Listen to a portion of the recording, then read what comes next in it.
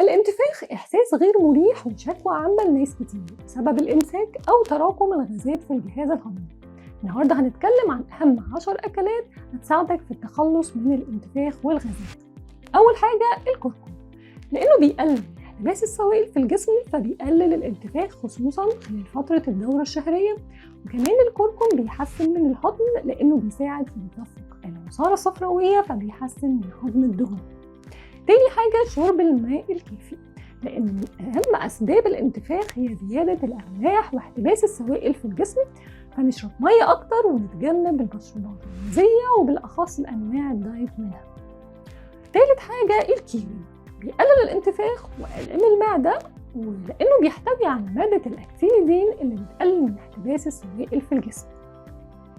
رابع حاجة البابايا، بتساعد في علاج الإمساك لأنها بتحسن من حركة الأمعاء وبتقلل الانتفاخ. خامس حاجة الزبادي، بيحسن من الهضم لأنه بيحتوي على البكتيريا النافعة البروبيون.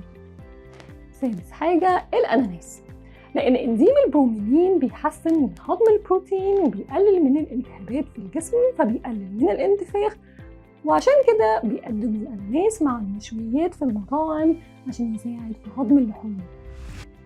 سابع حاجة الموز بيحتوي على الألياف اللي بتحسن من صحة الميكروبيوم فبيحسن من الإمساك، وكمان بيحتوي على نسبة عالية من البوتاسيوم اللي بيقلل من احتباس السوائل في الجسم فبيقلل الانتفاخ. تامن حاجة الخضروات الورقية وخصوصا الكرفس، لو ضفناها لشرباتنا ووجباتنا هتحسن من الهضم ومن حركة الأمعاء. تاسع حاجة الأفوكادو، بيحتوي على الألياف وعلى المغنيسيوم وبيحفز من إنزيمات الهضم وبيعادل حمض المعدة وبيمنع من احتباس السوائل في الجسم.